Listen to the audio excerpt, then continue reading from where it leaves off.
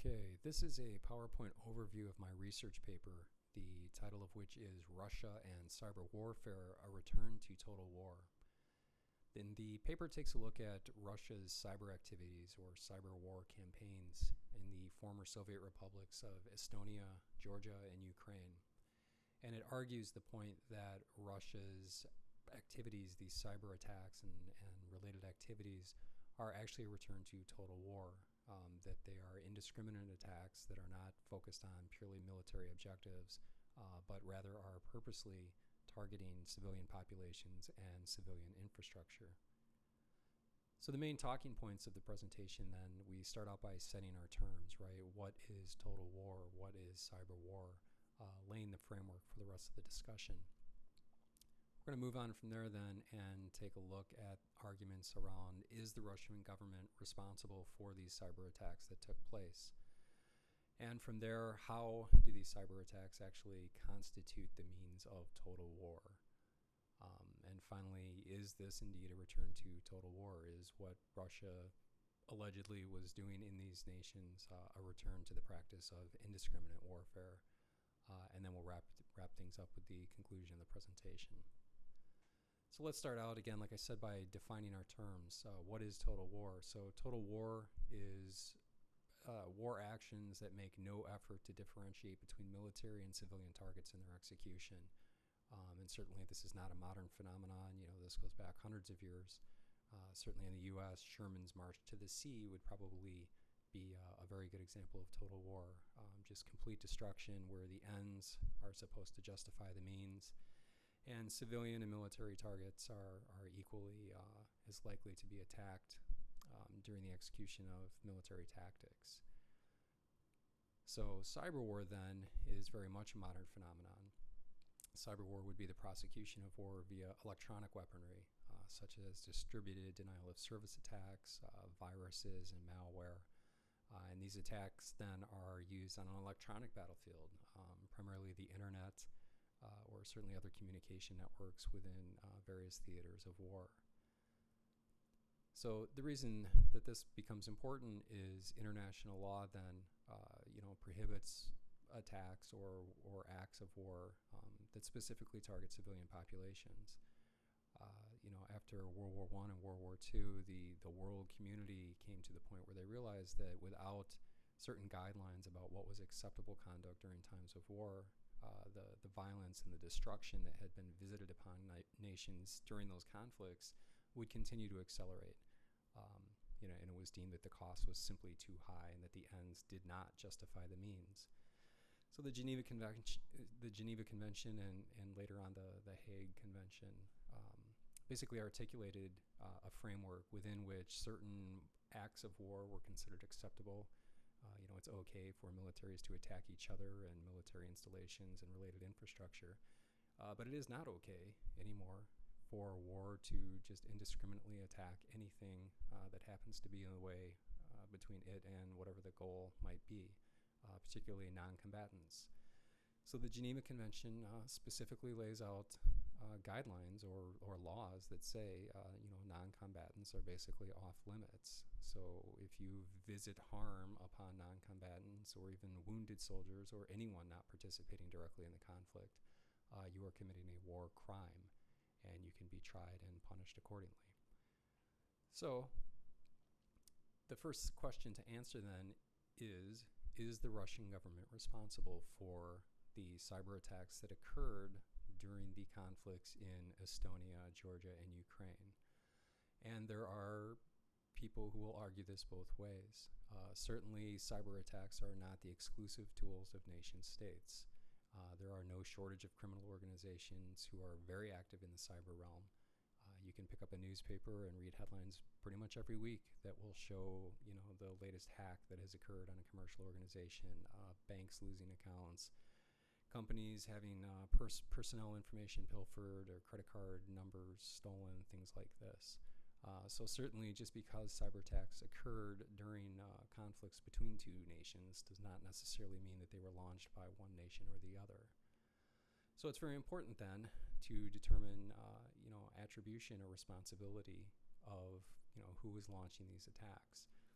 And it becomes all the more important when you're considering these actions within the framework of legal consequences. So if a criminal organization is responsible for a cyber attack, then it's a crime. It is a criminal crime. Likewise, if it's an attack upon civilian population, maybe it's an act of cyber terrorism. But in order to be a war crime, it has to be launched by a nation. And it has to be something that is in violation of the Geneva Conventions or the Hague Conventions, things like that. So it is important to differentiate the nature of the attack itself and then determine as much as possible who is actually responsible for it. So the counter argument, or the argument saying that Russia, the state of Russia, the nation of Russia, was not directly responsible for these cyber attacks launched in Estonia and Georgia and Ukraine, is that it was nothing more than an army of patriotic citizens who decided to aid the Russian government in achieving its goals by piling on and taking advantage and doing what they could to help. And the reasoning goes that Russia is well known for having these so-called super hackers, and there are certainly very large criminal organizations based in and operating out of Russia. The Russia Business Network comes to mind, and there's no argument. These are very technically adept groups of people, and it could be entirely possible that they are just reacting to their nationalist impulses during these conflicts, these political and military conflicts between Russia and its neighbor states. And they are, again, just doing what they can to aid the war effort, jumping on a computer, wreaking havoc, etc. So given that, Russia, the state government, obviously completely denies any involvement or responsibility in these attacks. They say that this is farcical, that the accusations bear no merit. And, when pressed to explain what's going on or why these attacks appear to be originating from Russian soil, they simply point to this so-called army of patriotic citizens. They can't prevent people from committing crimes, and if they could only find these people, they would be happy to prosecute them.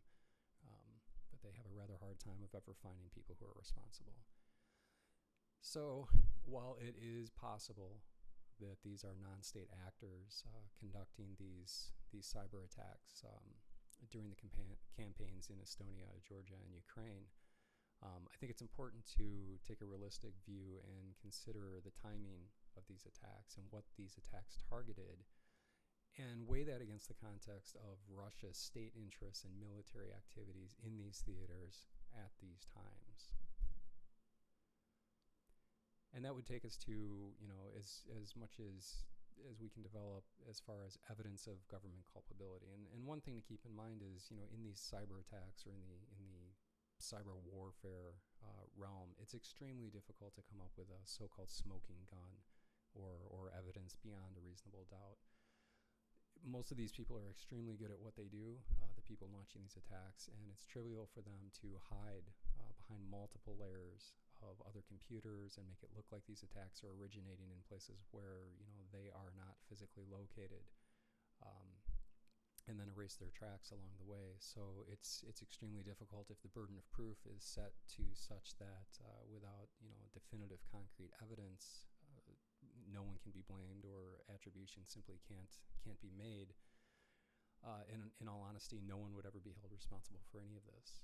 So again, it becomes an exercise in circumstantial evidence. So when we look at this evidence, particularly these events in Estonia, Georgia, and Ukraine, were the attacks, were these cyber attacks in alignment with Russian government interests at the time in each of these incidents?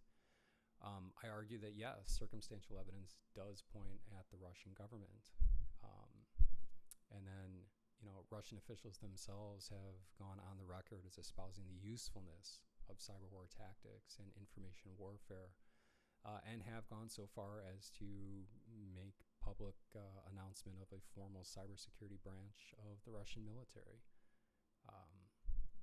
So I think that the weight of the evidence does point at Russian government sponsorship of these acts, if not, direct command and control of them.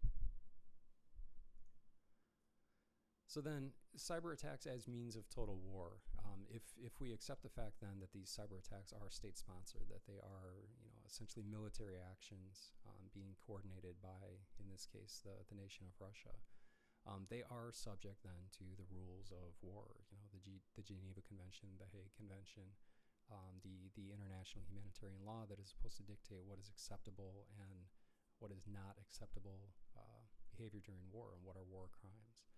So then are cyber attacks being used to skirt these laws because these laws were written 50, 60 years ago in a time before people had even conceived of such weaponry, digital weaponry, cyber weapons, things like that. And specifically then, if we look at these three cases, Estonia, Georgia, and Ukraine, what was done in these theaters of war, so to speak, are these violations of those laws? Were these cyber attacks, war crimes for all intents and purposes? So if we take a look at the Estonia campaign then. Estonia, basically a dust-up over a memorial to a Soviet soldier that was located in Estonia, occurred when Estonia wanted to relocate the memorial. Estonia has a very long and very poor relationship with Russia. They have viewed Russia as basically an occupying nation from about 1940 up until Estonia independence in 1991. Russians living in Estonia are not able to become citizens, and there's just a lot of bad blood between Estonia and Russia. So Russia, from a nationalist point of view, takes a lot of pride in the role their soldiers played during World War II, and rightfully so. So when Estonia wanted to move this statue, this memorial to a Soviet soldier, it caused a lot of problems. People living in Estonia Russian folks living in Estonia had a real issue with it, and it just kind of blew up as things are wont to do, and basically turned into quite the conflict, the political conflict between Estonia and Russia on a national scale. The outcome of which was Estonia suddenly found itself the victim of massive and sustained attacks, cyber attacks, and these attacks targeted Estonia's banks, media outlets, government websites, a pretty broad swath of infrastructure became targets for these denial of service attacks. And there were very, very real consequences or very dire outcomes of these attacks. Estonia's main bank was knocked offline and unable to conduct business 2 or 3 times. During the second and more serious wave of attacks, Hansa Bank was taken offline for the better part of an entire day and ultimately forced to just refuse connections that originated from outside of Estonia itself. And then even the local Estonian equivalent of 911, the civilian emergency response system, was targeted and disabled. So these are examples of cyber attacks being launched against Estonia during this so-called campaign. That did target civilian infrastructure and civilians specifically. This was not a military bank. This was not a military emergency response system. These were pure civilian-facing structures, and should really have been off limits. So the evidence, as much as there is that there was a state hand behind these attacks, really is based on a number of things.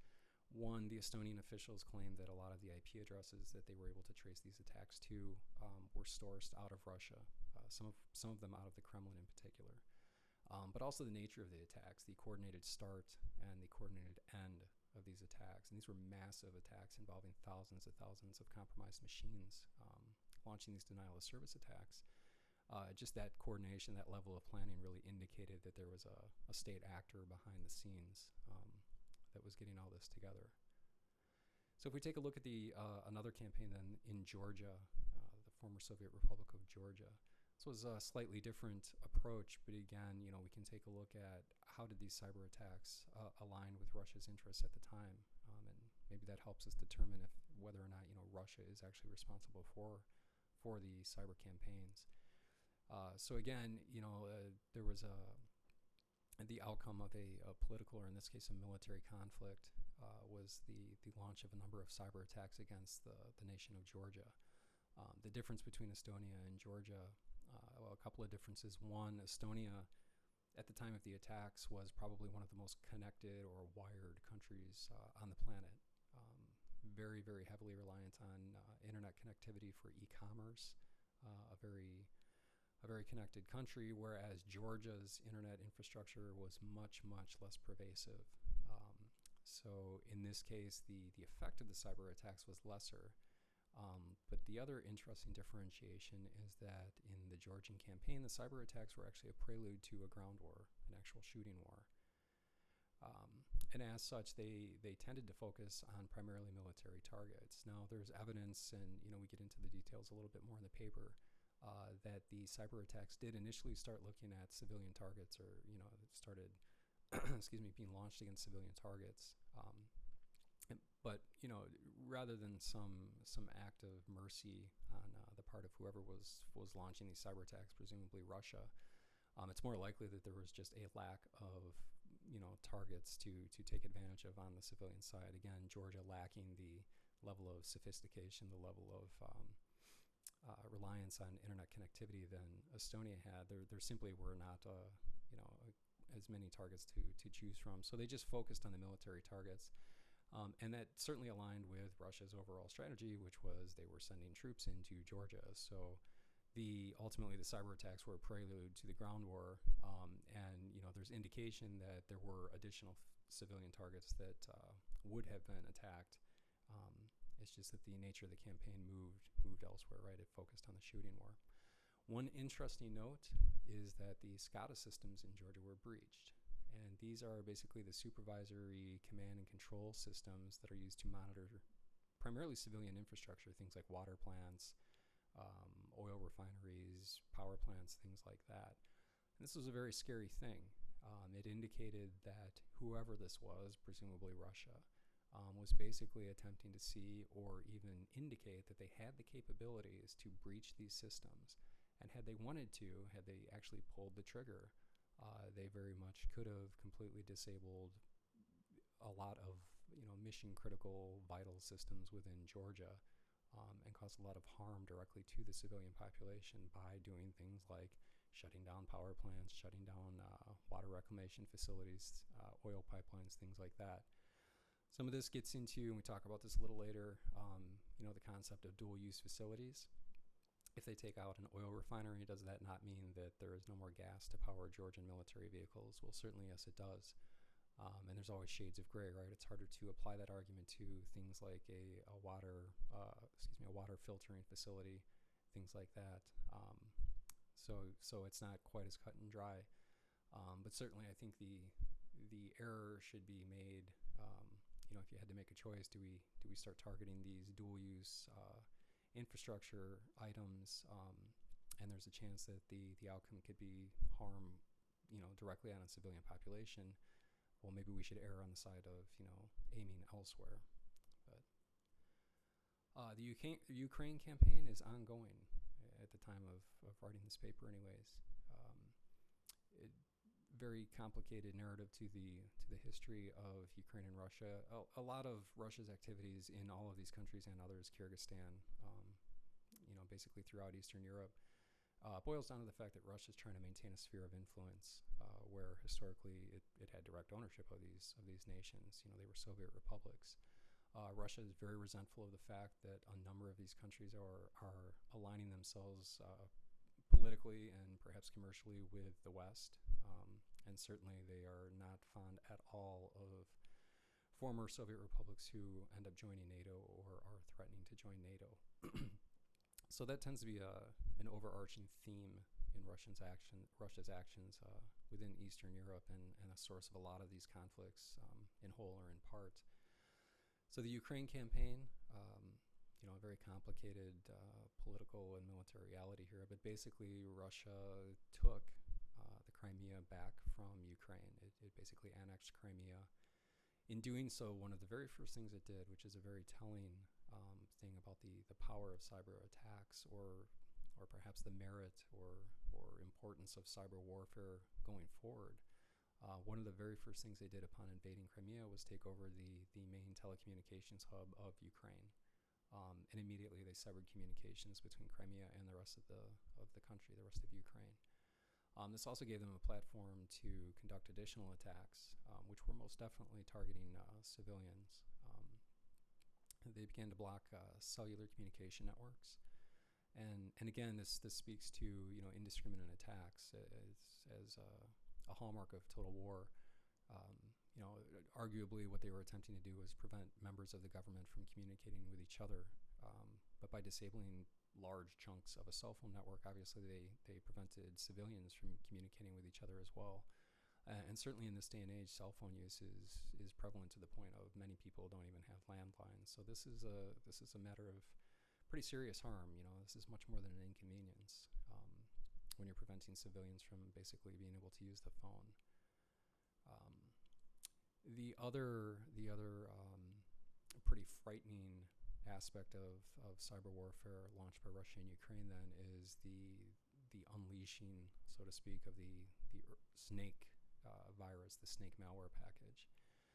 So snake was actually a code name given to an espionage group, and Ouroboros is the name of the malware, but the two terms seem to be frequently intermingled, so we'll just call it snake. So the snake malware basically is most definitely a state-created piece of software that's used not only to spread and conduct electronic reconnaissance as it spreads throughout various systems via the internet, but it's also an attack vector.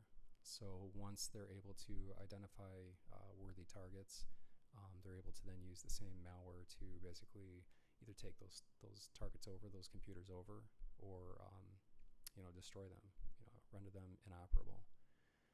So this is very similar to Stuxnet, which again, there's never any hard evidence behind who's responsible for any of this. But Stuxnet was a very similar malware package, very similar cyber weapon, which was thought to have been constructed by the U.S. and Israel and was targeted against Iranian centrifuges in an attempt to basically knock the centrifuges offline and stall whatever progress Iran might have been making towards the creation of nuclear weaponry.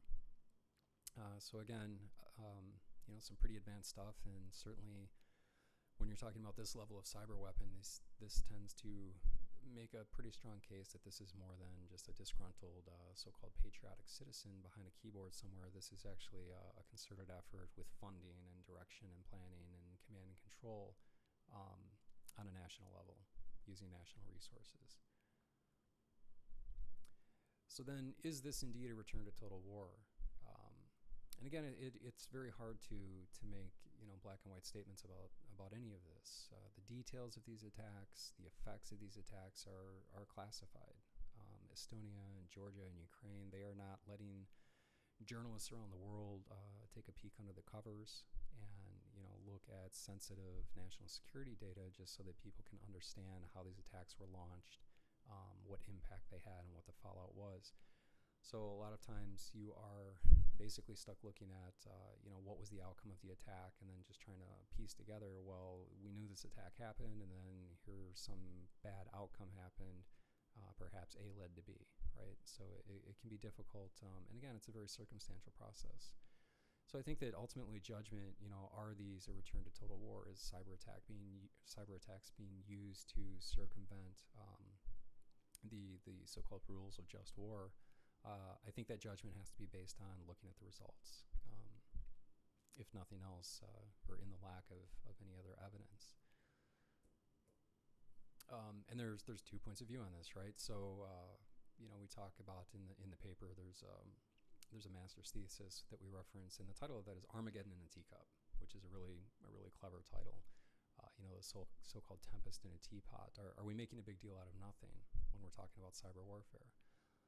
So, along those lines, if there's no lasting harm, is this really such a big deal? Or is this a return to total war? Are these war crimes? Things like that. And when you look at things like Estonia, if we took the national bank offline, if we downed its website, if we prevented it from conducting e-commerce for the better part of a day or a full day, but then they restored that functionality and most likely restored it in a manner that it was more secure than it was initially, where's the harm? is this nothing more than a temporary outage, a temporary inconvenience against the banking customers, things like that. So that would be, you know, one argument that no, this is not a return to total war. This is certainly nothing, you know, coming anywhere near war crime level of activity. And then the other consideration is that cyber war itself may be a more humanitarian form of war anyway.